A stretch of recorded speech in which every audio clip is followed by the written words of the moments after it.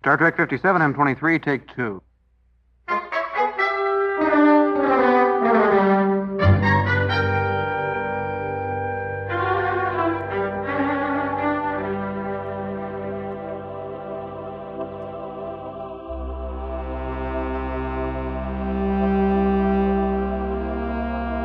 It's the It's Got Star Trek podcast.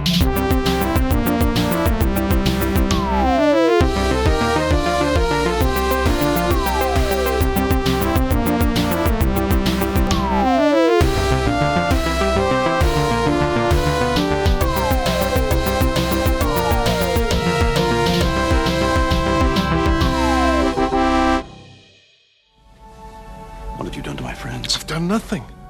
This is who they are. Didn't you know that? No, I didn't. Now learn something about yourself. No, I refuse. Jim, try to be open about this. About what? That I've made the wrong choices in my life? That I turned left when I should have turned right? I know what my weaknesses are. I don't need Cyborg to take me on a tour of them. If you just unbend and all. And be brainwashed by this con man? I was wrong. This con man took away my pain. Damn it, Bones, you're a doctor. You know that pain and guilt can't be taken away with the wave of a magic wand. They're the things we carry with us, the things that make us who we are. If we lose them, we lose ourselves. I don't want my pain taken away. I need my pain.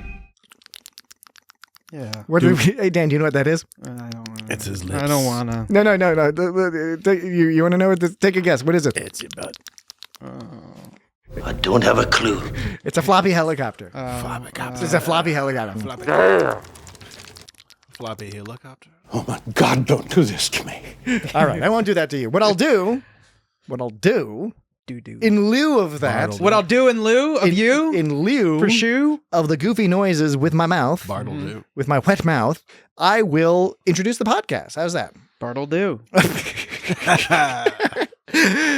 All right. Okay. See that got me off guard and charmed me. All right. Hello, everyone. Hi. Hi. How you doing? Good.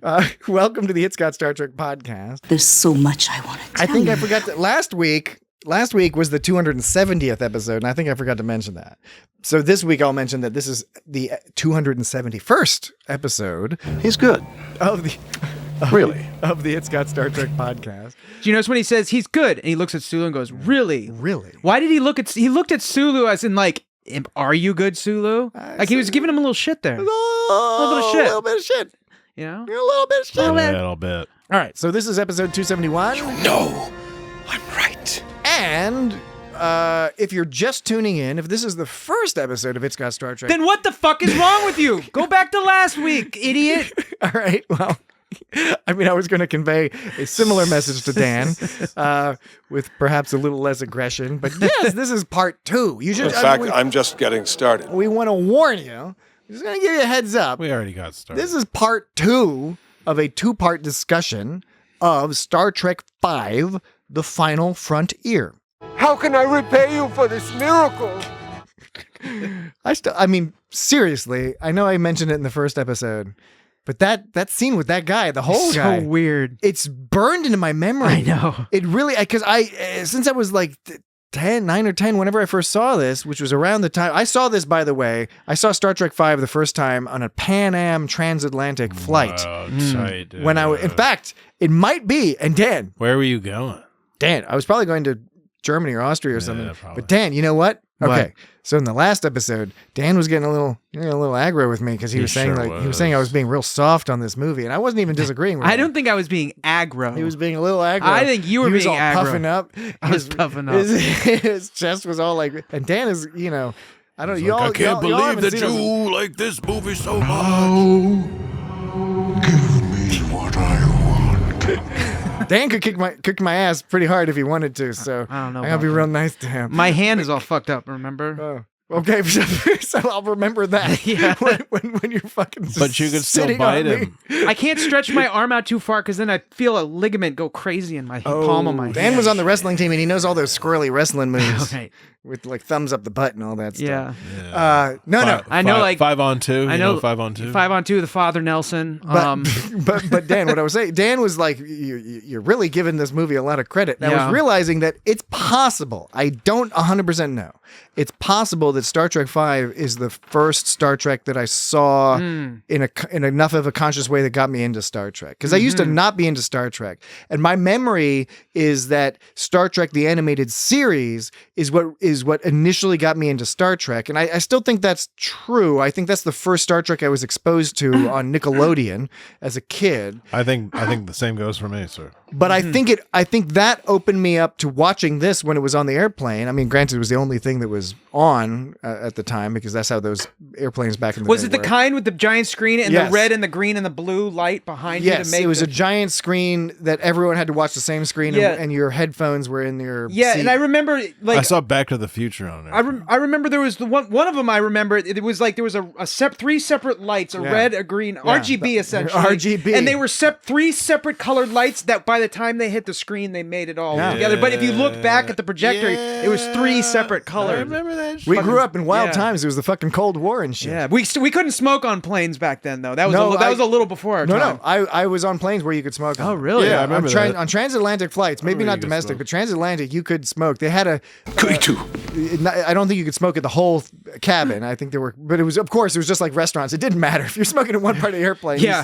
They all just smelled like fucking cigarettes. Right. It's amazing that like everything smelled like cigarettes back then. Well, sometimes it even smells like cigarettes just because of how many people are smoking cigarettes, even if they're not smoking on the plane. They just have been smoking cigarettes and they're emanating the cigarette smell. Anyway, it could be. That's another point. It could be that some of my soft spot for this movie is that it did play a pivotal role in me getting into Star Trek. Interesting. But I will argue that I think I'm providing plenty of evidence for Evidence? at least the position. Thank you. Again, it was a couple weeks ago. You refused to play that when you said evidence. We're dangerous. You're dangerous.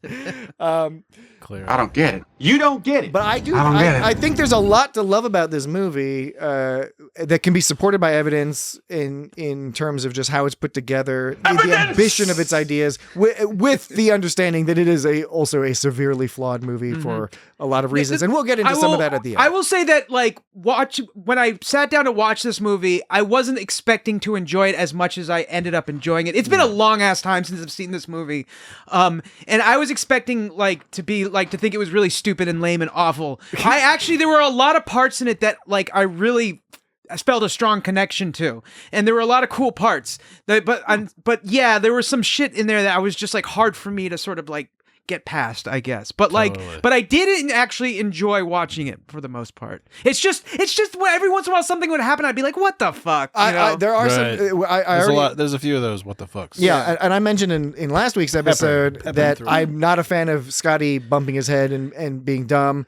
I'm not a huge fan of the whole ship, the Enterprise, being like a piece of shit. Yeah. Because they could have accomplished much of the same things they were trying to accomplish by just having the transporter on the fritz. I think this new ship was put together by monkeys. Right, and I get that they were trying to kind of have a little fun with it, and if you're writing this story, and the story fundamentally is the crew of the Enterprise goes to meet God, that's an ambitious story. God's a busy man. I can understand wanting to Totally then. a William Shatner story. Yeah, it is. Yeah, I mean, that's the thing it is William Shatner bit off more than he could chew, both thematically and practically as a director, and you can see that in the seams in this movie. This But is Captain James T. Kirk of the Federation Starship Enterprise. I also do have to respect that ambition, because it is an ambitious story to say the crew of the Enterprise goes to fucking meet God. That's hilarious. That's awesome. That's it's megalomaniacal on Shatner's part in some ways, but it's pretty I think brilliant. I must be spoiled by TNG, because it seems like there were I was thinking why are they so ready to believe that this is God? Because you look at TNG, it's not too unusual for crazy shit like that to happen. But then I was thinking, well, maybe back in those TOS days, they just weren't used to this kind of craziness. They didn't run across as many fucking gods as god, monster, alien creatures. But yeah, I mean, it's ambitious, and it's also it fails at points, but The other silly things that I didn't like, again, I think a lot of them are in this second half of the movie, right? Scotty hitting his head. The 78 decks. That's crazy. That doesn't make sense. The Enterprise does not have that many decks. That's like three times. I didn't even. I totally missed that part. And they do it again for the joke. Just like Scotty hitting his head is done for the joke, even though it doesn't make any sense. About it. I know this ship like the back of my hand. Dunk. I know, right? So that's done for the joke. The Dex thing is also done for the joke, which is the shooting up with the jet boots. Yeah, right? that was another silly part in the movie for me, that whole jet boot scene. That was silly. And while I get why they did it, because it was an amusing scene, and you got to have the line of Spock saying, I overshot by 1 floor. Yeah, it was like very slapsticky, though. Yeah. Well, and again, I have no problem with that, because they did that on TOS, they did that on TAS, they did that on DS9, they did that on Enterprise sometimes. I feel like there was more levity in this movie than there were in most of TOS. Well, Star Trek 4 had a lot of levity. LDS and whatnot. Yes, but that was like a little bit more. That felt a little bit more natural, you know. Like double the nuclear vessels, double dumbass on you. I mean, that's hilarious. That's. Hey Dan, I think you have stick up your ass about the movie. No, I'm saying you love the movie Star Trek 4. It's you sounded like a young Marty McFly or something. Hey, or no, who is that? George McFly? It's Marty McFly in the future. The Marty McFly's kid. Marty McFly's kid. Yeah, you sound like Marty McFly's kid. Right. I forget what's that kid's name. Turn on channel 63, 224, 34, 45. I want to just put the whole thing in my mouth. My favorite line from that movie is when the guy says, "You are terminated." You are terminated. Racist. All right. That was our Back to the Future minute. Yes, but I was just saying, like, it's more likely that someone's gonna, misuse, colloquial language, like, from a different dimension, but it's less likely that, like, Spock is just gonna magically whip out his jet boots in the middle of a chase scene. Yeah, it's like, where did he go? Where did he go to get them? He came down from the top. Well, he did hang back a little bit, and then and then he hung back down there, and then he comes down from above them, which is okay, whatever. Yeah. Then again, it's annoying that they did that on the one hand. On the other hand, the way it was executed was funny to have Kirk and McCoy climb onto Spock, and then they start sinking, and then they make the joke about eating too many marshmallows. Must be all those marshmallows. And then they put the rocket boots on, and then they almost hit their heads, and then McCoy is all making fun of Spock, and so all of that was fun, but it's like, okay, but you have to do something ridiculous to the dynamics of the ship, but again, we see that later with Discovery and its magic turbo lifts and stuff. Sometimes you just gotta... Like, that was funny, but it wasn't that funny. Red alert. Red alert. I don't know if all the broken ship stuff. That part, I could probably have cut back on some of that stuff in terms of things that I think didn't quite work as well as they wanted. But again, like I was saying before, you have a heavy storyline. You want to cut it a little bit, like with cocaine, you want to cut it. But you don't want it to be jarring. Cut it. I agree. I don't think it was well executed cutting. I think, but they were trying to undercut a little bit the seriousness, because it's pretty intense to talk about finding God and whether or not God exists and unveiling your pain, your secret innermost pain. They use the word pain so much in this episode. Did you edit together all the incidents? Well, of I have pain. I don't have all the instances, but I have a sound. I put together a bunch of sound sentences where a bunch of snippets where the word pain stuck out. I don't know if I got all of them, but I got several of them. Each man's pain is unique. Your pain runs deep. Your pain is the deepest of all. What the pain? Stop the pain. I can't stand the pain. Release this pain. Release it. I don't want my pain taken away. I need my pain. This pain has poisoned your soul. Each of us hides a secret pain. I hide no pain. Share your pain with me. I doubt any God who inflicts pain for his own pleasure. You know that pain and guilt can't be taken away with the wave of a magic wand.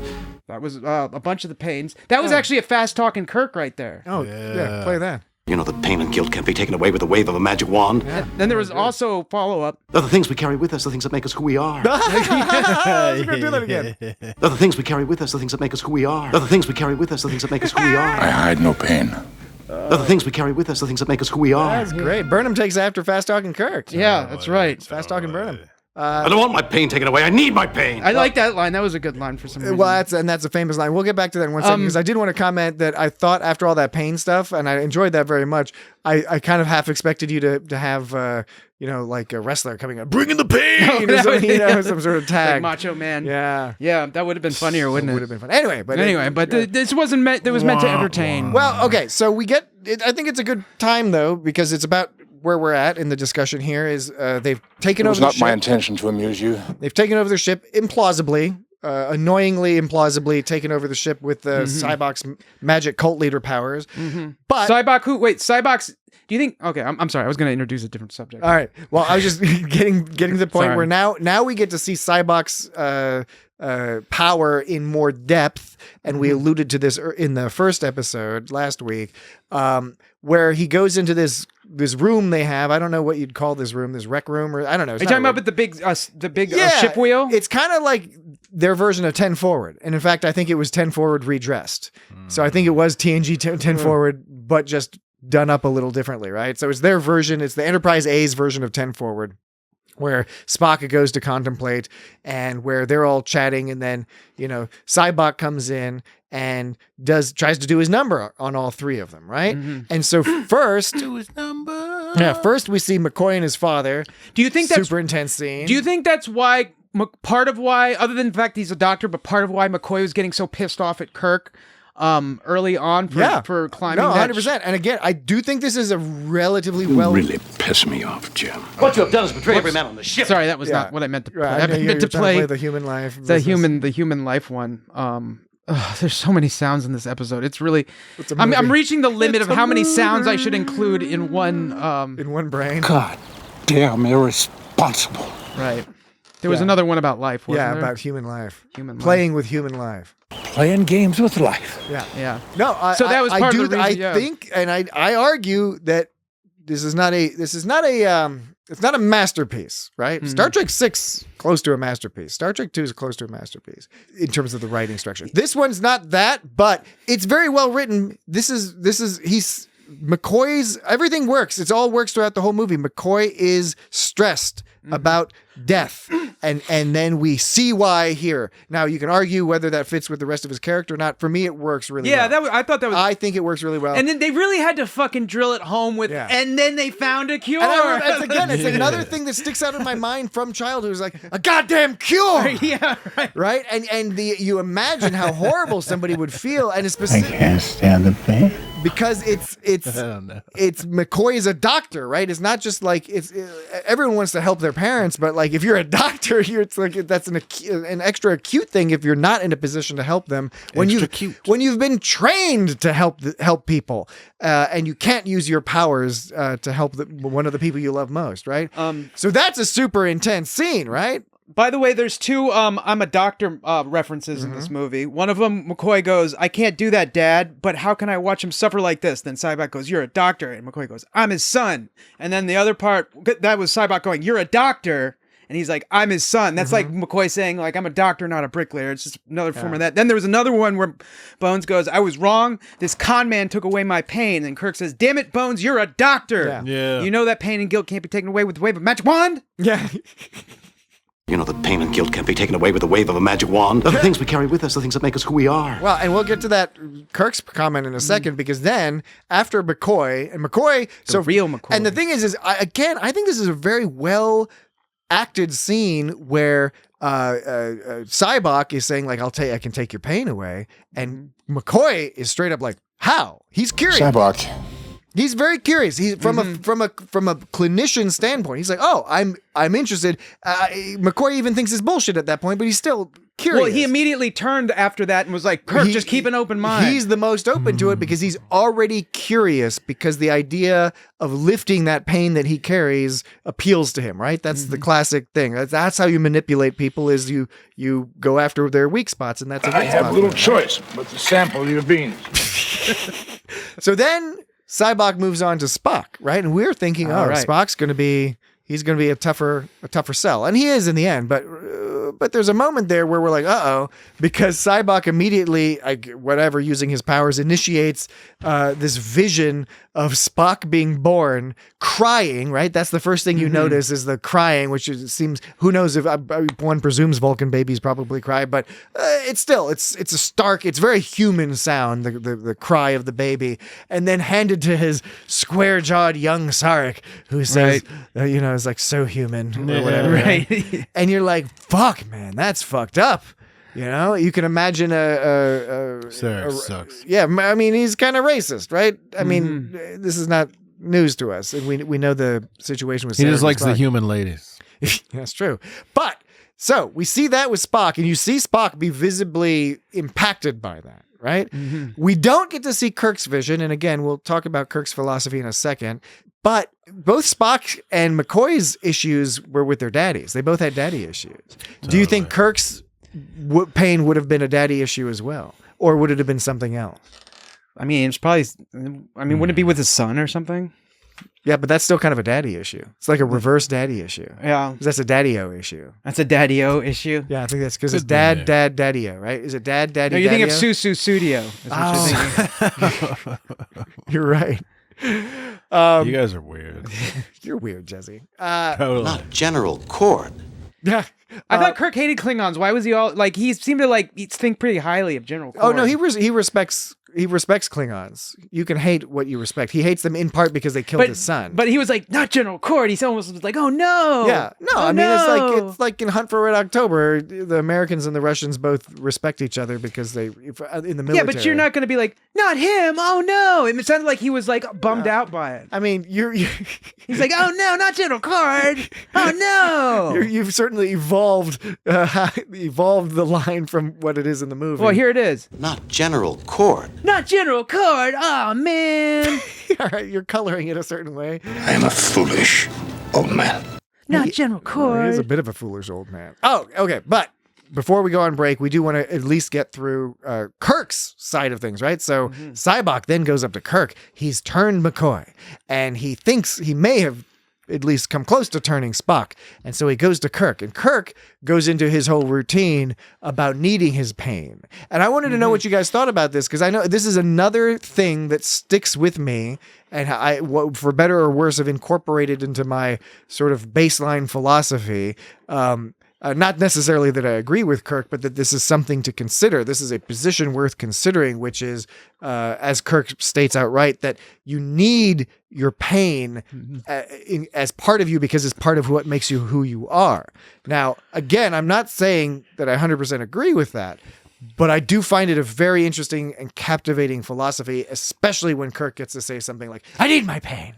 I mean, if you're talking about I mean, does that extend to like therapy? Like if you went to see a therapist and like a therapist helped soothe his pain, would he then still be going, I need my pain? Probably not. It's probably more like he doesn't want it like just sort of, he wants, I would imagine if you have pain, the best way to get rid of that pain is to actually approach it and work through it yourself and not have someone magically take it away from you. But part of what its Sybok's sort of treatment seemed to be was to force and it was an interesting like an idea. Accelerated version of that. Yeah, it was an accelerated version. Basically, like whereas like we were talking about Vulcans, exposure therapy, where Vulcans are logical and they're not going to like tempt their emotions. This is super like put it all in your face, feel all your emotions all at once, get it all out of your system.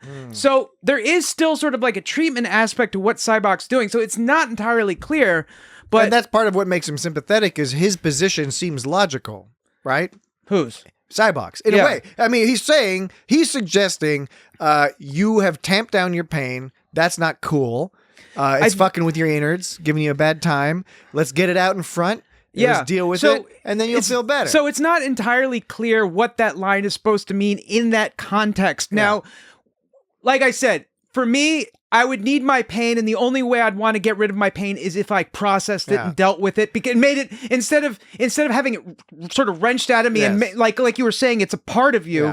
If you work through it, it's still a part of you. You just evolved it. So I guess the question is, I want to keep my pain and I want to evolve it into something useful. Maybe is what a more accurate thing that Kirk could be interpreted to say. And that's generally how I've interpreted Kirk's statement, is that those become components of you, and remembering aspects of that is useful as you move forward in life. Now, again, I could certainly see somebody making the argument, well, in some cases, maybe not. Maybe in some cases, the whole eternal sunshine of the spotless mind gimmick, where you can remove whole memories of people or events. Is that good? Well, then that bad? would just, if that was the case, then that would just be fear on Kirk's part, I guess. Fear of like having something weird happen to him. Like, no. I'm saying that like somebody else could argue, clearly we're not making this argument. Somebody could argue like, oh no, it's good to just, completely get rid of that. I know. Just because an event happened doesn't mean I know. It should stay in there. And I don't know that I buy into that. No, realistically. That's what I was saying. Is I was saying like if that's what Kirk was like, if you were able to just take pain out of a memory out of someone like Eternal Sunshine, and if that was what Kirk was talking about, then if you wouldn't want that to happen to you, if you didn't want your memories removed from your body, like that would just be a fear thing. I'd be like, I'm scared to have somebody just take this shit out of my head, even though I'll never know it's gone. I'm scared because I don't like the idea. It makes me feel. It gives me another way, because it gives me like the heebie-jeebies. Yeah, let me reframe it because this is another way I think about it, is that what Kirk's saying is Kirk's seeing what they're doing. He's saying like, okay, I see that you're confronting your pain or whatever, but Kirk thinks they're taking a shortcut to not caring. Or something along those lines. I mean, I think that's what I've been saying this whole time. I'm not arguing with you. But I mean, you're framing it, and that's kind of what I think I understand. Okay, I just thought I was doing it for fun. I'm sorry. No, I wasn't even mad. I just thought you were reframing it because you thought I didn't understand what you were saying. I tried to start by saying that's not what I was saying. I'm just saying a different way to look at it is Kirk is not into the idea. Kirk would go to McCoy and say, it's you should feel bad about what happened with your dad. That's okay. You should feel bad about what happened to your dad. It's okay. Okay. It's okay to feel bad about what happened with your dad is what I think Kirk is saying. I think it would be totally rad. I think Kirk is saying, like Spock, it's okay to feel shitty that your dad was an asshole about and being all racist. It's okay to feel shitty if you never got that titty. Like that's not necessarily a bad thing. And again, I don't know where I stand on that from a psychological perspective, but I do find it all very interesting. And again, that's going to what I think there's some value in this movie, is that it makes you think about some sort of kind of interesting things. And right. And that's why I think the argument can be made that what Sybok was doing was not simply taking it out of you. I agree. It seemed like there was some sort of treatment. And again, that's part of the problem with this movie, is that since it's so underexplained, the Sybok stuff, and we're supposed to just sort of guess at it.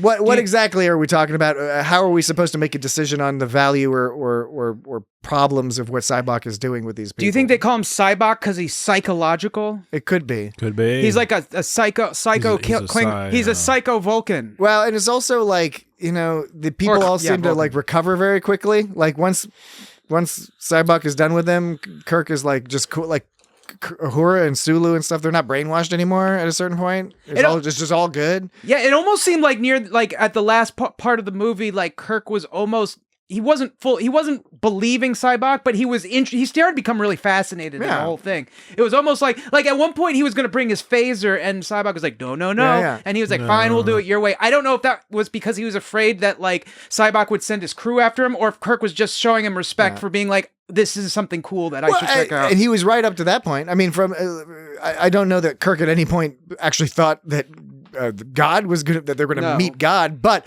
I do think Kirk was like, well, he did say we'd get through the barrier, and he said there would be a crazy planet, and here's a crazy planet with some crazy shit going on it. So why not? Why not go with God? Yeah, go with the guy who goes with God. Goes with the guy who goes with God. Yes.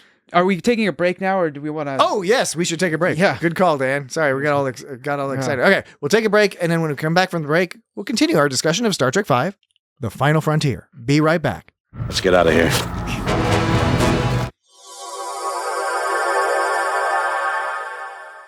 Alrighty, we are back from the break. It's a miracle. It is. It is indeed. Sybok kept like assuming that Spock was going to be on his side this whole time. Yeah. Like, Spock goes, "You're under arrest for 17 violations of the Neutral Zone Treaty," and then they just like laughed like way too hard. It was great. I liked it.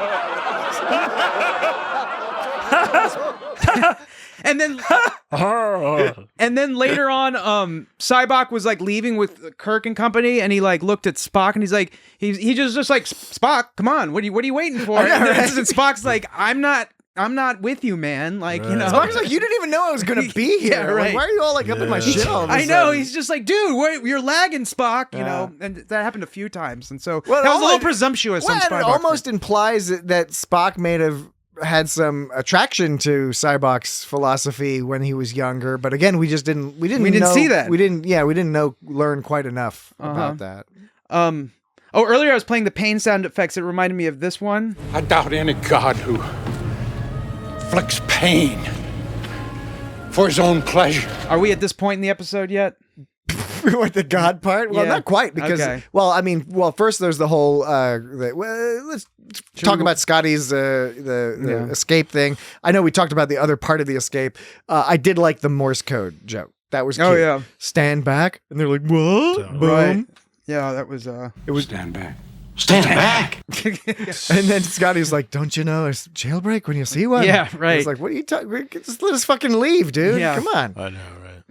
Okay, so they get out. They're able to try to get a message out, which actually goes to the Klingons, because boom, the Klingons are back. Yeah. They were gone for a bit. and they never Here did they anything, and they're are. back to. Now they're back. The only thing they do in this episode is fucking okay. Well, at the end, the only thing And it they is a actually do movie. is a good thing, Yeah. in which at the end of the movie. Yeah. So Which I'm cool with, because this is one of those movies. yeah, but I mean, where, it's just like they were a threat the whole time, and they never actually did look, anything. no, I'm not gonna say it's perfect. It was just like I said, it was literally just to add chaos to the mix of the whole thing.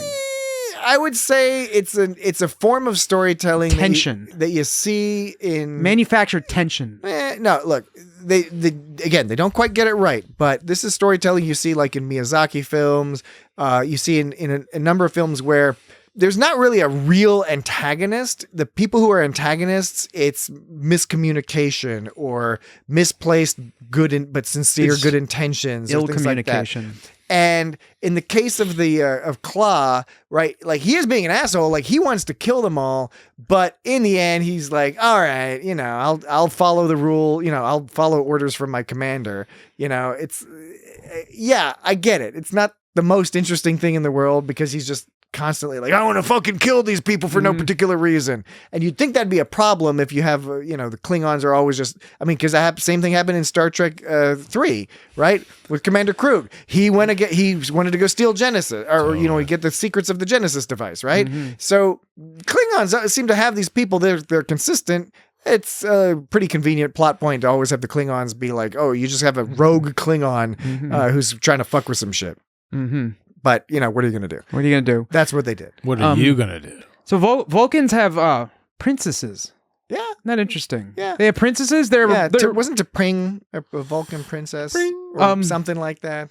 They're also somewhat, you could say they're somewhat despotic. Like, Sybok was banned from Vulcan for embracing emotionals. It's kind of tyrannical, you know, to be banned from a whole planet. Vulcan seems like it sucks, man. Yeah, and like, for It's a planet with nothing on it. It's a desert planet with a bunch of assholes. Yeah, and like, it's always and like in Strange New Worlds, it's presented as all fiery and shit like that. You know? I mean, that's not new to Strange New Worlds. Even it's a harsh place. And also, and then you lose your Sailot in the mountains of La Mancha or whatever. La Mancha. No, the Langhorn foothills. What is it, like the Langhorn I'm foothills. looking for my Sailot in the Langhorn foothills. Something along those lines.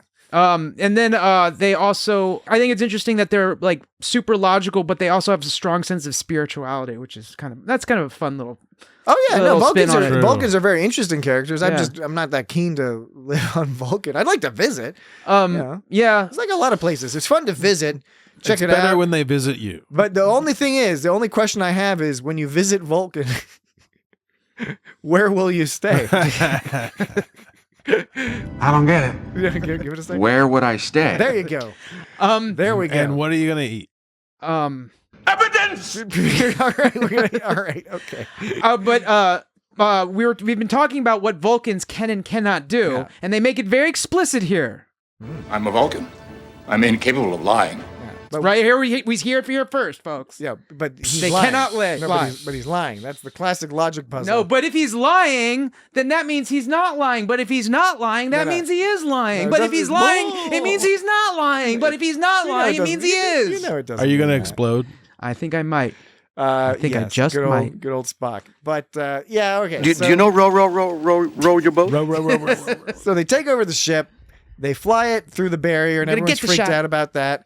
And again, here's the problem with this movie is they couldn't get Industrial Light and Magic because Industrial Light and Magic was working on Indiana Jones and the Last Crusade. Oh, boy. And like a million other things. Because in this year, It's always- Batman Returns came out. You know, it's funny. Fucking all these other fucking It's- movies came out. It's always funny for me to think back in the 90s that like for example, that this came out the same year as Last Crusade, Yes. right? Yeah. You know, to think about what movies came out at that same year. Because I'm always like, oh yeah, that's crazy. Oh, yeah. Oh yeah. It's like Shawshank Redemption and Forrest Gump came out the same time. Yeah. And Shawshank Redemption like totally wasn't like was overtaken by Forrest Gump, and Shawshank Redemption's much better movie. You know?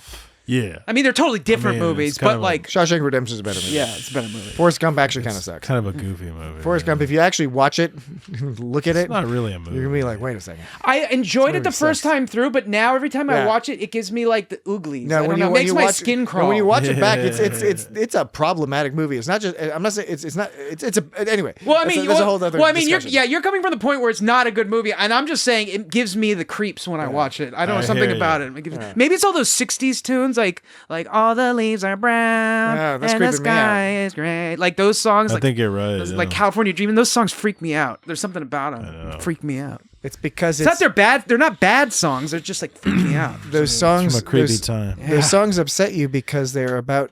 They're not about, but they've become about extinguished hope Oh man. because they were written with hope, and the world crushed those Right. people. Everybody voted for Nixon. and turned them into yuppies. I can't stand the pain. And they Release decided this pain. to vote for Reagan. And then everybody voted for Nixon, and then everybody voted for Reagan. I know. Anyway. The journey you undertook to reach me could not have been an easy one. But they couldn't get ILM, and as a result, this movie has terrible special effects. yeah. For the most part. Now, Worst. the impact is somewhat limited because they do use so much great like on location Right. filming. So they do all this stuff and they have some really cool sets. So that stuff looked good. But the second half of this movie really, the last act suffers because it's so special effects heavy and there's such terrible special So effects. for example, when there was some laser blast shot at, I think they shot at Kirk, and they looked like Atari graphics or something. There were these like two little explosions. There were like these two little explosions next to him as he's like climbing up a hill, and these shots come at him. I like the Klingon gun. It looked like the gun from the RoboCop's ED-209. Yeah. like when they like it moved, and somehow that thing that was supposedly God gets stop motion animation. yeah, it was. It kind of looked cool, but it was pretty cheesy. But Yeah. like, stop animation's always like endearing. But I like how that just kind of like blew up this quote unquote God. God, I know, right? I know, but- Energy creature. And there was this weird scene where Kirk was standing on top of the rock, and the bird of prey like he like in front of Kirk. Kirk is back to us, and the thing is rising up, and Kirk's standing like in this way where he's like, ooh, he's like giving jazz hands or He something. is. He's like doing this weird like, oh boy, but it's supposed to be him being scared, but he has this pose that's like, oh boy, Oh, boy. oh boy, oh no. He's a now dramatic dude. now I don't know that the rocks coming out of the ground, they weren't terrible. Although when they fell, they did look a little bouncy. when they fell. Styrofoam. Yeah. Well, we could go through every single thing, but even at the beginning of the movie, it's particularly stark because you have Kirk looking awesome hanging off the side of the mountain because it looks like an actual shot, practical. I'm sure angles, trickery. I'm sure he was very low down and very safe, but still looked really cool. It was convincing. Until Kirk is falling and Spock is trying to catch him, and it looks Yeah. really stupid. Yeah. And going through the barrier is so much worse than Star Trek: The Motion Picture, the going into the V'ger scene in Star Trek: The Motion Picture is way more sophisticated and interesting.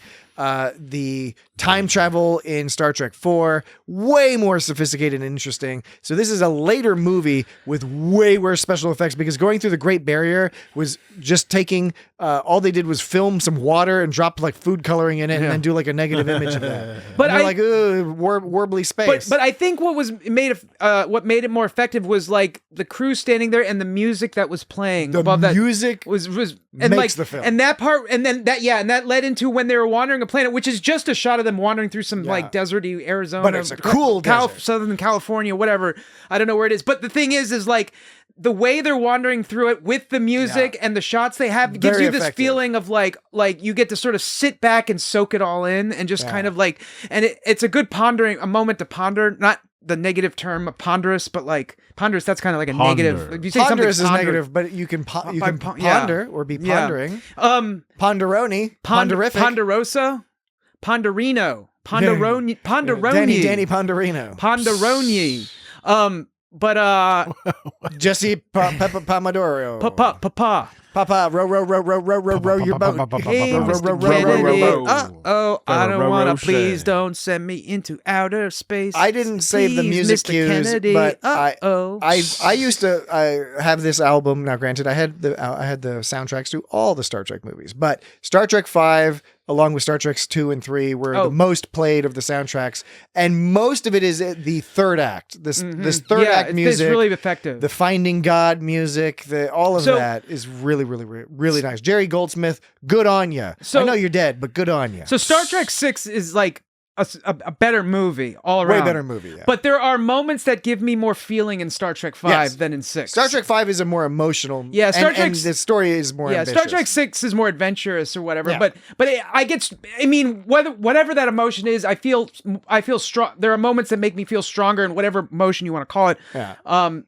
Because adventure movies can give you like strong, like excited emotions, but like that's what I'm saying. Star Trek 5 really hit some good highs. It just was it was a little bit. It is all over volatile. The place. It is. And there are some tonal shifts that are weird. Again, I get why they did them, but they didn't necessarily always execute them well. But the story is an interesting idea. So okay, they get through the Great Barrier. They find this magic planet. Laser beams start shooting out. Yeah. They have to take a shuttle down and walk a long ways, because that's what every scene in this movie is involving. Like, let's take a shuttle down and walk a long ways. Because the transporter's broken. Because the transporter's broken. But again, we get to see the shuttle flying through this desert landscape. It's cool. It's great. It's very cinematic. It's more cinematic than a lot of the other Star Trek movies in the TOS section, right? Of those movies. So that's cool. Then they're walking around, and at first, you get that great scene, which you had to have. Again, thematically, it was important to have Sybok have the moment of doubt, right? That's just a straight up biblical thing. You got to have the moment of doubt. The character who is the true believer, he leads Kirk, McCoy, and Spock literally into the desert wilderness to find God. But there's a moment where he's like, where the fuck is he? So he's no longer Jesus, he's Moses now.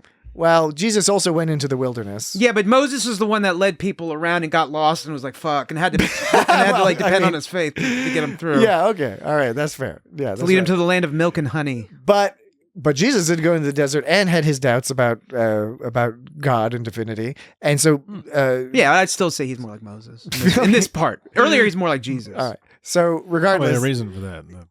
Eden.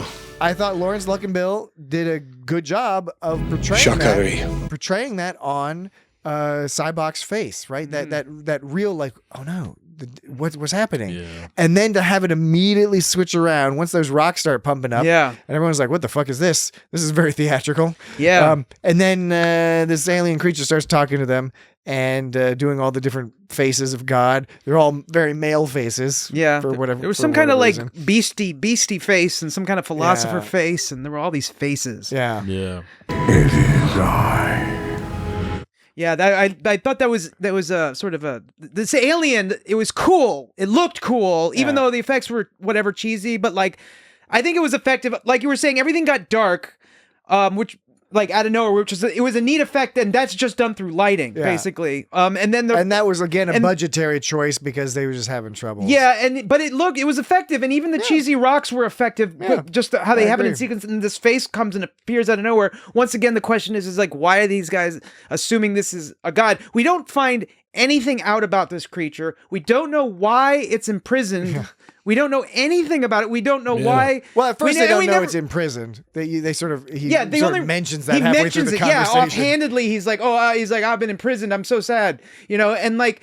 We don't know why they're so willing to like buy into him. We don't know why he's so easily killed by a couple shots from a fucking bird of prey. The only thing I can think is an explanation that could come arguably much later in TNG, that they are indeed the Cytherians from the Nth Degree. Is that the Nagilum creature? The Nagilum creature? What's the Nagilum creature? Was that the name of that, or is that that might be a different one. The Cytherians. Yes. When the Nth Degree, Nagilum's a different one. Yeah. When they go to the center of the universe and there's that big floating face. Yeah, where they are like, we take a creepy guy on every spaceship. Yeah, right. We take a problematic guy and we give him superpowers, right, and make him fly the spaceship here because that's easier for us than flying to where you are. And that's kind of like this alien because he couldn't leave, so he had to lure them in. I guess the implication is that he targeted Sybok. We don't know if he targeted Sybok, but it's like, I know, and it's underexplained, and it's such a they imply, they hint, but they don't say it, but they hint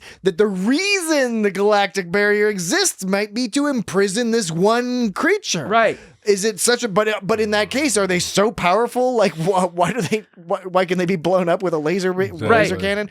But it's it was inconsistent. But it's so intriguing. But like I said, the parallels between those and the Cytherians are because they both have to bring people to them. They're both these floating heads. They both are these like Nth Degree. When like all the shit went down in Nth Degree, like it was pretty like whoa, like it was kind of like it was pretty intense when all that, because I think at one part it's like the screen's all shaking around and everyone's like whoa, and they're doing that interdimensional wah-wah thing going on, and then it's like whoa, interdimensional wah-wah, and then they're just sitting there like with this face, and it's all it goes that they do that thing where it's all violent and crazy, and it just goes to this sort of tranquil sort of like moment that makes it feel surreal. That's kind of like something similar, but that's the only thing that I can possibly think, and there probably was not intended to be that connection, but there's only so many center of the Milky Way galaxies, and there's probably only so many floating heads that hang around that are trapped in there. And more practically, there's only so many years, very few, in between this in 1989 and the Nth Degree, which was that season 5, season 6 of TNG? Mm-hmm. Something. So just a few years after this. So whenever Barclay was around. Barclay. Whenever Barclay. Aww. Barclay. But we don't know if this is Shakari. Like, is Shakari just the place that Vulcans decided resided at the center of the galaxy, or is Shakari like Eden, where it's this legendary place we don't know exactly where it is, and so they're like, oh, this is the Shakari of legend. It just turns out to be a phony fake piece of shit, or is it simply just like, oh, Shakari is what we call the center of the universe, or the galaxy, or whatever. Those are overlapping points in this sense, because it's kind of like that's what the Mormons said, that they came to Utah and that's where Eden was. Actually, I think it was first Missouri and then Missouri. Utah. Yeah. So, but the point is, is there any sort of was there implied to be any kind of mysticism or any kind of like craziness or something that fulfilled mythology in this place, or was it all just no? It's just a fucking laser alien. Yeah, it's all fucking stupid. Or not stupid, but it's all fucky. Yeah. It's all fucky. Yeah. Seriously fucky. So it's not like Kuitu. It's not Eden. It's not Shakari. It's not Vortavor. It's not Vortavor. Vortavor. It's not even Vortavor. It's not Chocolatao. I think one of the flaws. Vortavor. One of the flaws of this movie is that they are bipodal seeds, Doctor. They're not. At least they are not either more explicit about how this should be interpreted, nor they don't. Neither. They also don't really interrogate the conversation. That doesn't make any sense. They don't.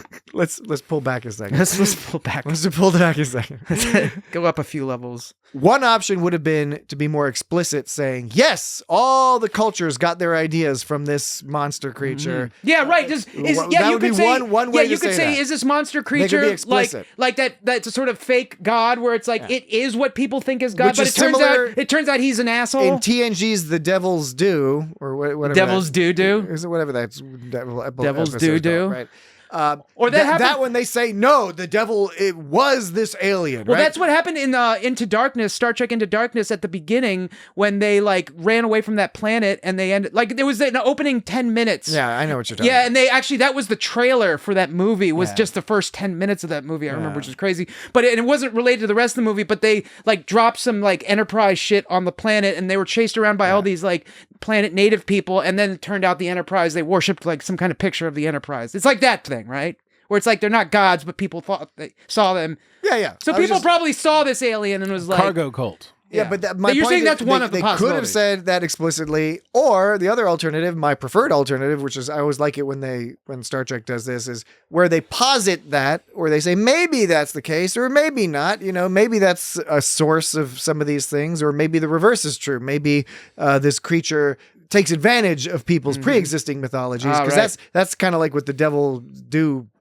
Devil's does. his do. Yeah. Well, okay. So there's the Apollo in TOS where it's actually an alien that pretends to be a god and is the inspiration for Earth gods. Then you have other aliens that take Earth stories or stories from cultures and take advantage of them to manipulate people. We don't know what the case is here. They don't give us enough. It is a flaw in this movie. Is it flaw? It is a flaw. But what is not a flaw in this movie, and what is another aspect of it that makes it super duper classic, a super important view for any Star Trek fan, is the very famous line, "What does God need with a starship?" That's right. Really? That line is coming up soon with Dan's nimble fingers. There's too many fucking sounds. Nimbles. This is what Dan does. This is his entire reason for being. Is being quick with his clever little nimble hobbit fingers. Raison. What does God need with a starship? What does God need with a starship? The reason I couldn't find it is because it was labeled in brown, because I actually separated it out. Brown is like labeled in brown. Labeled brown is the special ones. All right. And I labeled it as special, so this wouldn't Why'd happen. you pick brown to be your special It just, I don't know, I have to go by what's most readable, and like brown was the only color left over as I was slowly forming this system like Mr. Brown, on the fly. that sounds like Mr. Shit. I didn't design this system ahead of time. It just sort of formed itself, and brown was the last visible color that looked right. So it was set aside. I just fucked it up. It's all right. No, it's What okay. does God need with a starship? Brilliant What does line. God need with a starship? Brilliantly delivered by Shatner. It's the idea is so clever and so simple, and that's really that makes the whole movie, right? The whole movie is worth it to me for this to be the punchline. You don't ask the Almighty for his ID. Because as you said, Dan, this creature has given nobody any good reason to believe they're a god, other than conforming to some pre-existing sort of ideas of what you might expect a god to be: a male bearded face, floating avatar. Zaps you. Yeah, that shoots laser beams out its eyes. Right. Smiting people. This is all the smiting. Totally going smiting. on. Yeah, and he goes, God, the God, in the script I'm reading, he's labeled as God. He says, "Who is this creature?" And Kirk's just like, "Who am I? Don't you know? Yeah. Aren't you God?" Yeah, I know. He's almost like teasing him at that point. Well, I mean, because he never bought into this idea that this would actually be fucking God. Right. I think Kirk is always open-minded enough. For that. You know, well, I mean, you know, he's like, okay, yeah, if I'm presented a scenario, but yeah, what does God need with a fucking starship? He doubts me. What's wrong? Don't you like this place? An eternity I've been imprisoned in this place. Oh, this part, I played this earlier, but I didn't actually get to the point. I doubt any God who inflicts pain for his own pleasure. Now, that was one of the several lines that I remember very specifically from this. The thing is, to be fair, I don't think the God creature was doing it out of pleasure. I think he was just doing it because he was like, I got to get the fuck out of here. To me, that was the most overt and almost like surprisingly explicit assertion of this movie. Mm-hmm. And I guess you could say this is an extension of Shatner's view, since he helped come up with this story and directed it. Because everything else was dancing around the idea of religion, right? You know, is there a God? Is there not a God? Mm-hmm. They were playing with it, and in fact, if anything, not playing with it enough, right? They were doubt me? They were being a little hands off on what was a very potentially weighty philosophical discussion. Mm-hmm. Except here, when McCoy is straight up basically saying Old Testament God's a piece of shit. Mm-hmm. Maybe Jesus is okay. Maybe New Testament God and Jesus and all that. Maybe that's all right because Jesus is a nice guy. But because what McCoy is describing is Old Testament God. Well, he's vengeful God. It's the God that like kills people just to prove that he's hot shit. Yeah, but like the God who fucks with Job, his favorite guy. Yeah, just to make a point with the devil. And see, that's the thing. What Bones said was more accurate to the Old Testament God than it was to this creature, because this creature was just trying to escape. Yeah, it wasn't doing it for fun. Bones was going beyond. Bones was like, all right, you're already a dickhead because you zapped my friend. Yeah. And by the way, while I'm on my soapbox, fuck Old Testament God. Fuck Jehovah, if you know what I'm saying. Mm-hmm. You know, I'll be silent about the rest. I think don't touch me now. That's funny. Okay, how about this? Let's take another break, and then we can. Yes, we'll take another break, and then we will conclude our discussion of this entire movie. We'll conclude part 2 of our discussion of Star Trek V: The Final Frontier. 2 of 2. All right, we'll be right back. Spock, get us out of here.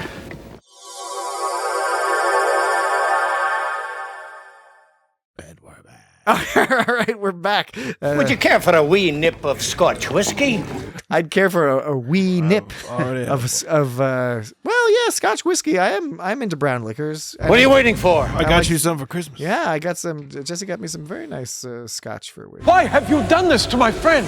Why have you done this to my friend?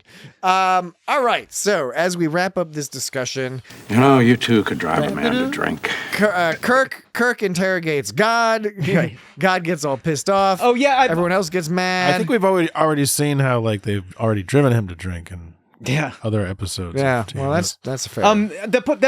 That line where McCoy says you don't ask the Almighty for an ID. Yeah. And that's actually, like, according to, I mean, that's actually pretty true, because the whole thing is, because Kirk says, what does he say? I simply want proof. Is that, like, God's like, you don't believe me? He's like, I just want proof. Yeah. But, like, that's the whole thing about religion, is you don't ask for proof. Not all religion. You don't need proof. Well, like, not all religion, but, like, the idea of many religions. And I'll speak to the one I know, which is Christianity. I'm not like a practicing Christian, but like I've been to church.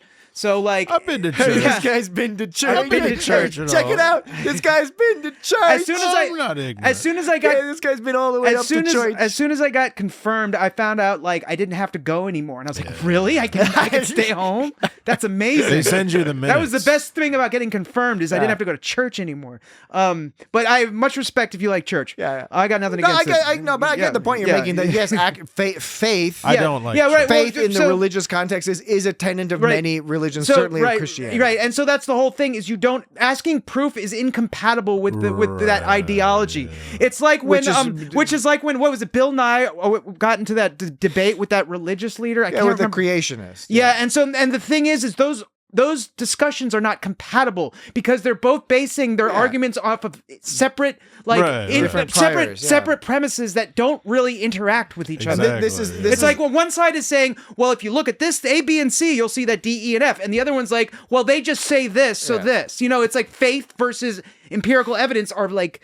It doesn't mean you can't be mathematical or scientific and religious at the same time. I'm just saying they kind of live in different buckets. Yeah, but this movie is well, maybe not totally. Some people get like spiritual, like enlightenment from like math and shit. That's what that whole Pythagoras guy was all about. The whole Pythagoras guy. So like, I'm not saying they're completely separate. This movie is taking a position on that, on what you're saying, Dan, and is taking the position, Kirk's position, which is that that's nonsense. People are free, of course, to disagree, but that is what the movie is saying. The movie is saying by Kirk asking, all I want is proof, and positioning him as asking a reasonable question. The movie is not offering up a debate. I don't know if I quite agree with what you're saying, because Bones specifically says you don't ask the Almighty for an ID, and that was a clever, funny thing to say, but it's true. It follows you. You don't ask the Almighty for an ID, not because it's disrespectful. You don't do it because it doesn't make sense. It's an incomplete. Well, you wouldn't have to. I'm arguing that the movie might be. We wouldn't have to, because you have faith. You would know because you have faith. Yeah, the idea of faith is like totally not compatible with the idea of needing proof. Yeah, and all of this would be an interesting discussion for the movie to have had, but it didn't. Right. No. That's the point I'm making. The movie did not move in the direction. Well, the point you were making is that you were arguing that the movie was saying that you need, like, it's okay to ask God for proof. This is kind of like that's what I'm saying. Yeah. I'm saying it would be more interesting for the movie had gone a different direction and instead left it open-ended. But I'm saying I don't think they're saying that. By McCoy saying you don't ask the Almighty for an ID, it's just pointing out what like makes sense to me. Except is it's that, not the Almighty, it's an alien. Okay, look.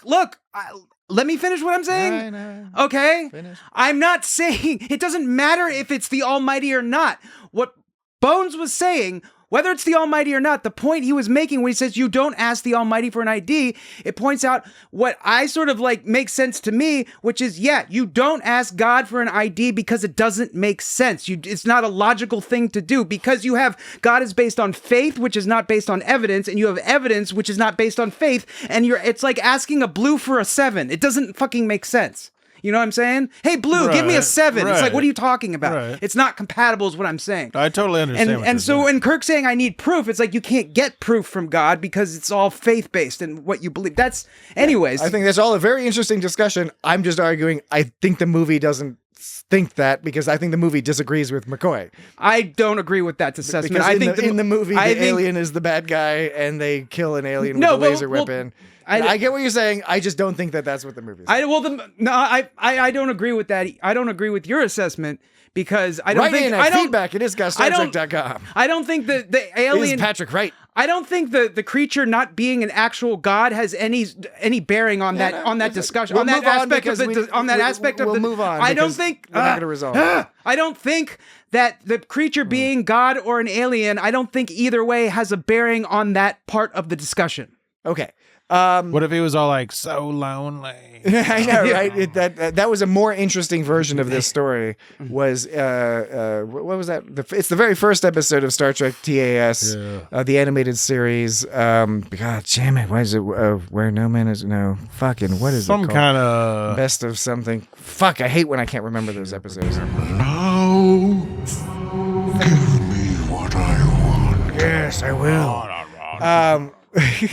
But go see the first episode of Star Trek the Animated Series, because there's sort of a similar premise in some ways, and executed in a slightly more interesting way, although not as emotional, because as Dan was saying earlier, this movie is pretty brilliant when it comes to pulling at the heartstrings. I didn't use the word brilliant. Well, I did. Even when it's sometimes resorting to some ridiculous. I seek proof in order to pull at the heartstrings. Yes. No. It also pulls at the penis strings a little bit with penis string, because not only do you have the horny, not necessarily horny. You have a cat with 3 boobs, a cat lady with 3 boobs. That's ridiculous. They have Uhura in her palm frond, which dress. I already argued both moments were silly, and you argued that they were just fun. Well, they are fun. No, but they're definitely silly. I agree. Okay. That they're silly. I felt like you were kind of like dissenting from me a bit back when the point was made earlier. You were just like, no, it's fun. Now where do you put these as silly, fun, or neither? Is horny Chekhov and Sulu sort of grossly following the Klingon officer, talking about how muscular she is. She has wonderful muscles. Yeah. Wonderful muscles. Wonderful muscles. As opposed to wonderful, because it's a W, so you had to say the V. Right, exactly. I will say that, her arms look pretty strong. Oh no, she was looked formidable and beautiful. She really knew how to. She really knew how to carry herself. Really, I have a vague memory, but that was pretty silly. Wasn't there a TAS episode where they're they're intermingling with a bunch of different species, and I want to say, was it McCoy? Somebody was like looking at some Klingon women and thinking they were hot in TAS. I remember, was it the Duras sisters that looked at Crusher and was like, "Oh, they're so ugly." I know, right? Was that the Duras sisters? Yeah, I believe it was. It was Lursa Orbe Tor, which reminds me of the famous scene from that movie, The Gods Must Be Crazy, when there is an ostensibly attractive white woman wearing lingerie. She's changing because her clothes got wet or dirty or something. And then there's a person, a bushman, who sees her, and the narrator says, and he set his eyes upon the ugliest woman he had ever seen before, which I always thought was a very good cultural point to make.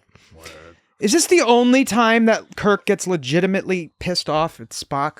I don't think Kirk has ever gotten as angry at Spock as he did in this movie when Spock did not shoot Cybok. Maybe. In the menagerie. I'll knock you on your goddamn ass. It was that whole menagerie. What you have done is betray every man on the ship.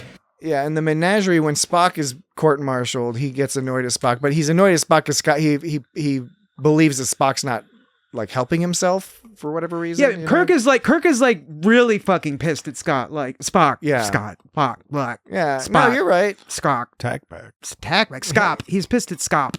Yeah, well, and again, it's. And I will destroy you.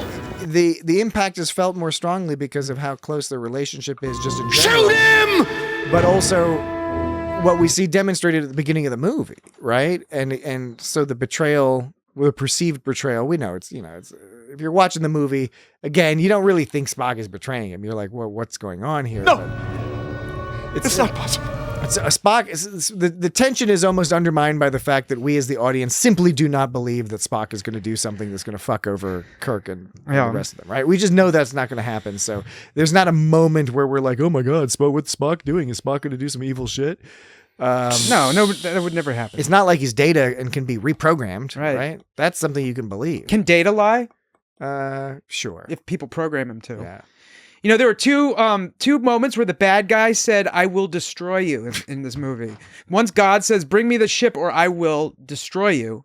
And another time, Claw says, "This is Captain Claw of the Klingon Empire. Do not attempt to raise shields or arm weapons or I will destroy you." What's up with the destroying everybody? That's like shit they say in like cartoons. Like the bad guy says in cartoons. And I will destroy you. And you're right. By saying it twice, it loses some of its luster. Right. Yeah. It's kind of ridiculous. I didn't notice that. That's funny. Bring me the ship or I will destroy you. Destroy me? Destroy me. I guess coming from God, it's like, okay. Don't destroy me, God. God's saying he's going to destroy us. Although, But I will destroy you. It's like, why would he need the ship? Yeah. Suspicious. What does God need with a starship? What does God need with a starship? What does God need with a starship?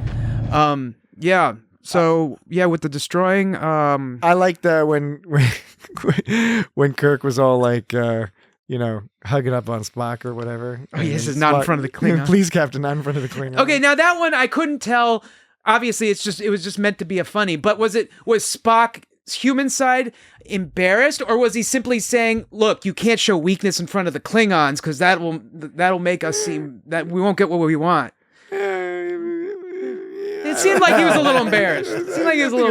But there was the other line that was really funny. Was earlier in the movie after they get on the shuttle from El Capitan from camping, and there's that brief moment of silence. Again, this is great. This is excellent character moments where you let the silence breathe for a moment. Then Kirk says, "I could use a shower." Oh, yes. And then there's a beat, and then Spock is just like, "Yes, I could use a shower. Yeah. I could use a shower. Yes. There we go. Yeah. That's great. Oh, yeah. That's stuff we need. Yeah, that was good. We need more of that, and that's because Vulcans already think humans are stinky enough as it is, and we just live in a time period where. Look, we get a lot of great Star Trek. There's really good stuff out there. Lower Decks is fantastic. Strange New Worlds. Unfortunately, Lower Decks is over now. Discovery is over. Discovery was really fun. Picard, uneven, but still fun to watch. And totally over. But a common thread amongst them is, even though they're TV shows and not even movies, just not a lot of these softer, smaller character moments. Strange New Worlds started to, I think they do an all right job with it here and there, but still feels real tight. Lower Decks, probably the best at squeezing it in there, but also, it's a fast-paced show.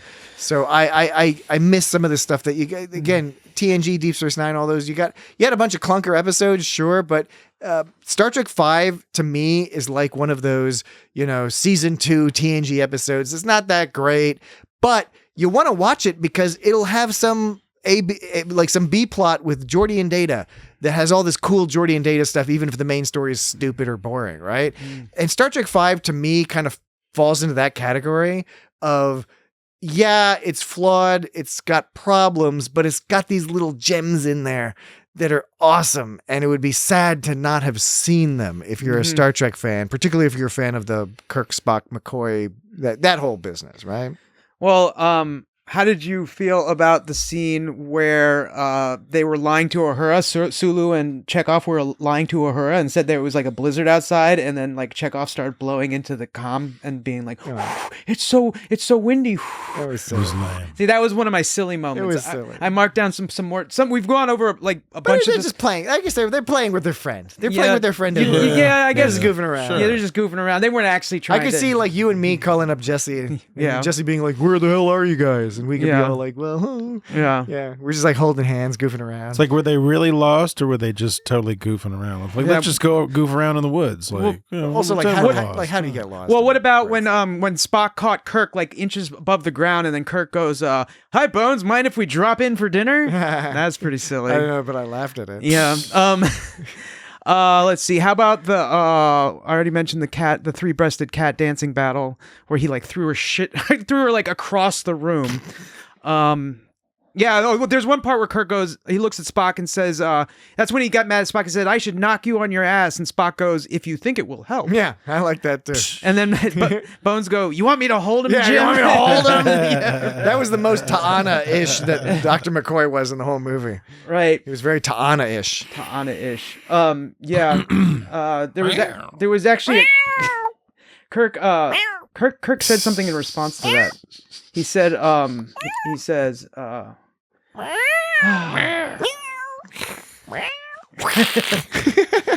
can keep making cat sounds until you push. You got to push the button. I know. This is way too many sounds I tried to fit in because I cannot find what the fucking thing I'm looking for.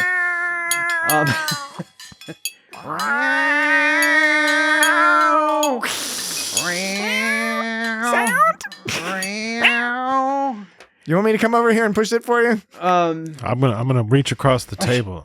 Okay, here we go. This is good. This is good denouement to this 2-part episode. I know. Just rooting around for some sounds. I see his finger going back and forth. He's going up and down.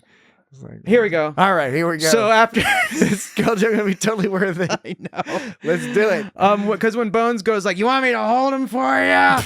and then Kirk goes, "You stay out of this." Yeah, that was because totally worth it. It was totally worth it. No, it wasn't. But like. But Kirk was so exasperated by the whole thing. Yeah, you stay out of this. That part actually kind of made it comedic because he was angry, but he did it in a funny way. I like when he was sitting, like that scene ends with Kirk sitting on the fucking toilet or whatever, and his eyes are he just looks fucking like you said exasperated. He's just like Jesus. It kind of reminded me, even though it was fairly different, but we already went over this part when McCoy says, "God, I liked him better before he died." All right. Let's call it a night. Like how Kirk ends that one too. He's like, okay, knock it off. That's like, enough. You guys are drinking too much. Yeah, but then were there any other silly moments? I mean, there's several that I have that we've already gone over. Right. Yeah, it tells Bones to shut the fuck up. Hey, Bones. Oh. Shut the fuck up. When then the scene ends with Bones goes, "Besides, we got bigger problems to deal with. Like, how the hell do we get out of here? I'll say one thing, Spock. You never cease to amaze me." And then Spock goes, "Nor I myself." That's kind of silly. That's a cute line. That's good. It's cute, but it's silly. Like, why is Spock tooting his own horn? It's such a dire situation where the stakes are so high. There was like the end of every fucking TOS episode was like with the Yeah, but that's after they won the episode. They hadn't won the episode yet. They hadn't won the movie yet. They did stuff in between too. That was the banter. I'm cool with that. I thought this was an evolved, advanced version of that banter. Here, another silly one is Scotty when he got knocked out and Uhura woke him up. And Scotty said, "Knock you out." And Scotty started talking about it. He's like, I had the strangest dream that a madman took over the ship. It's like such a cliche kind of thing to happen. It's like, oh, I had the strangest dream. It's like, you didn't get that knocked out. That you, was a cliche. Yeah. That was just chalk that up to them making Scotty look like a clown in this movie. Yeah. But then again, for me, this is part of what makes this movie great. Well structured. They close on the campfire scene, and it's, of course they were going to close on a campfire scene, but I think they really squeezed a lot out of it with the whole, I thought you said men like us don't have families. Right. And Kirk is like, I was wrong. And then they play this. Row your boat gently down the stream. Merrily, merrily, merrily, merrily. Life is but a dream. Merrily, merrily, merrily, merrily. Gently down the stream. So nice. Merrily, merrily, merrily, merrily. Life is but a dream. Merrily, merrily, merrily, merrily. Gently down the So stream. cute. It's so sweet. Yeah, that is.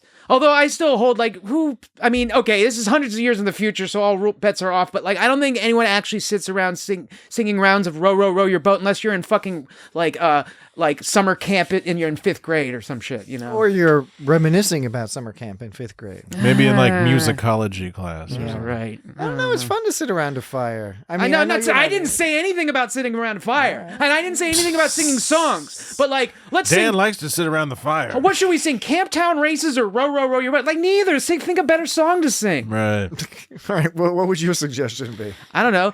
There should be Nirvana song. I know. It's Smells Like Teen Spirit. instead of Row, Row, Row Your Boat, they should do one of them fugues, like those Bach fugue. So What's you're that going Bach back fugue? The even little further in fugue. time? What's that little fugue called? Fugue in what minor or whatever?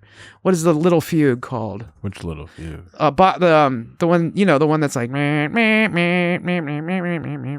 it's a fugue in G minor. Is that All what right. it Well, is? while you're looking that up, not I'll make sure. a brief thematic point about this line that this exchange about I thought you said men like us don't have families, and Kirk says I was wrong. That sticks in my memory again since I was a child for 2 reasons. First of all, because that is the primary sort of successful message of this movie, is about the importance of found family. There's little bits and pieces of it there, including with Sybok. Sybok is like the alternative version, right? The mirror image of the found family of the Enterprise crew. That's epitomized by Kirk, Spock, and McCoy, but includes all the rest of them: Uhura, Scotty, Chekhov, Sulu, etc. Sybok, he's also helping people with finding family, right? Finding and joining a family. It's just, from a different perspective. There's a lot of weighty, ambitious stuff they talk about in this movie about God and religion and belief. Most of it they don't go into very deeply, or they close it off, or don't really give you enough to really ruminate on it. But the found family stuff is a strong and I think really good message that they send through there. But the other thing was, I have such a vivid memory of Kirk saying, I was wrong. And that feeling to me to be an important point about somebody. Kirk is the hero, but he can be wrong. And he's showing he can admit that he's wrong, and that there's nothing wrong with admitting that you're wrong. And in fact, I was wrong. That's a strength, that he can admit that he was wrong, right? And I think that's a really impressive and important point. It's a small point, but it's an important point that the movie makes. And another thing I like about how the movie makes me feel when I watch the movie. What's wrong? Did you figure out what the Bach fugue was? Yeah, what's the Bach fugue? Oh yeah, it's I think it's little fugue in G minor. I think it's this one. I'm just gonna vamp until it decides to kick in. I thought it would have done so by now, but here's why: fugue minor. This one. It's an organ. So you're thinking this is what people should do around a campfire? Because Sort it's of like row, fugues row your boat. fugues are kind of like around. They're kind of like around. Yeah. So you'd prefer to do this around a campfire? Yeah. All right. A note to the audience: of the 3 of us, Dan is the least likely to go camping. Well, just think of some words for it. I'm an avid camper. Jesse likes to camp from time to time. Dan's not keen on camping. Dan is keen on staying at home, lighting a fire in the fireplace, turning off all the lights and playing this music as loud as possible while he pets both of his cats.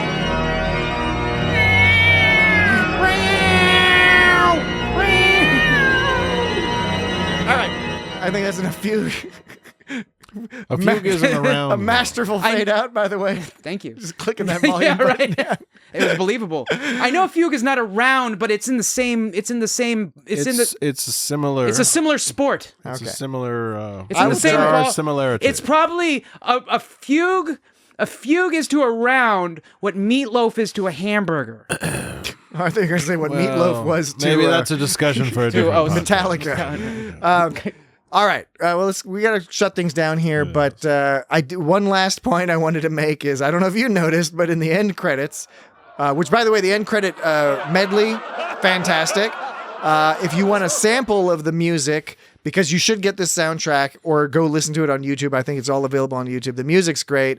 But if you wanted just a flavor of the music, the medley at the end credit medley is great. But did you notice in the end credits that they separated the credits for the aliens and the humans? No, I didn't notice that. It's explicit. It starts out with saying like, aliens, and then it lists all the aliens like Claw and Cord and all that, and then it says humans, and then man. I'm like, what the fuck are they doing? Like, why would they do that? Like, why did they do that? It doesn't make any sense. Specious.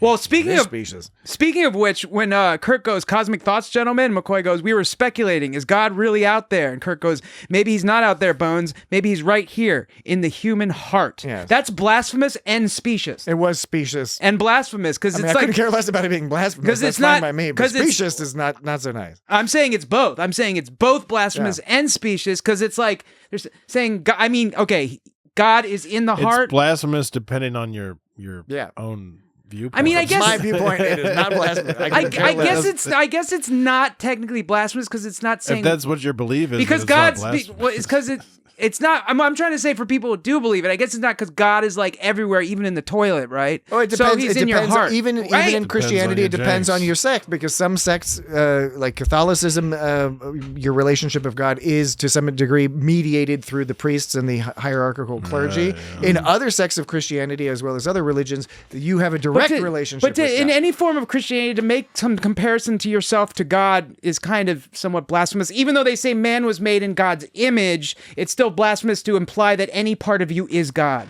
Anyway, so I don't know if it's the same thing as saying in the human heart is the same as saying is God, but I don't know. It was on the just a little bit on the edge. The human bit is particularly, especially because Spock was kind of like, what the fuck is this guy talking about humans?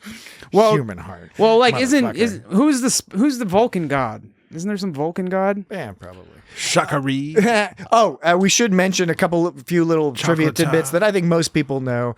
They were trying to get Sean Connery to play the part of Cyborg. Oh, that's hilarious. They were unable to get him, apparently because of his commitments to Indiana Jones and the Last Crusade. The same reason they couldn't get Industrial Light and Magic due to the special effects. And by extension, that the term Shakari is meant to be a joke on the name Sean Connery. So the Vulcans had different gods. They were polytheists, not polygamous. They were polytheists. Maybe a little above. So they had gods. They had a god of war and a god of death and a god of peace. So that's right. God isn't in the heart of Vulcans because they probably have a heart god. A heart god indeed. Yeah. Yes. Okay. So Shakari, and then the last thing to mention is.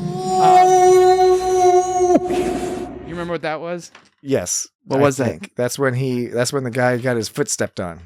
No, that was that. No, this is when he like blows up. Yeah. And then there was this. Like a whale. Then there was this. Oh, maybe that's the same sound. Sounds very similar. I think that might.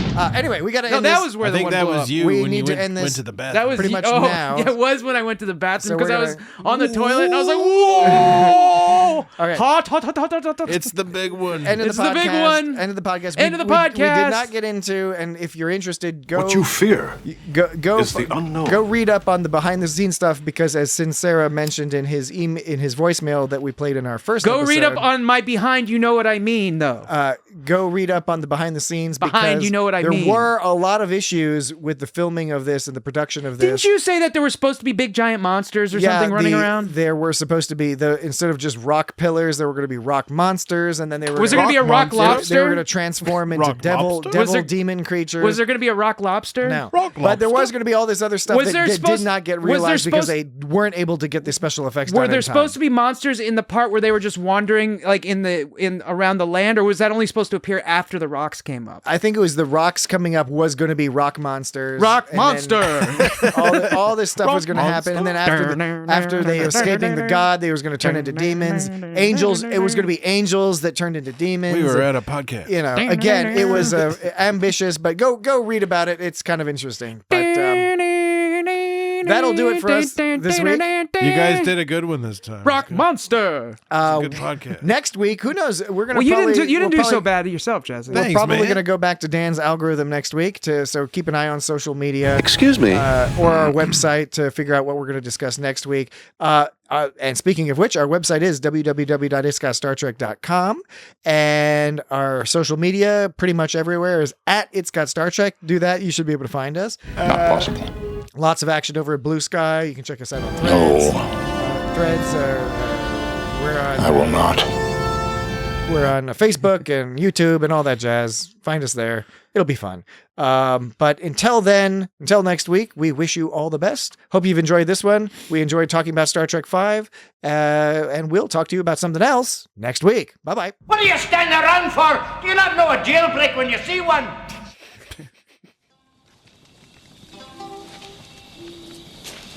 you just going to sit there and pluck that thing? Or are you going to play something?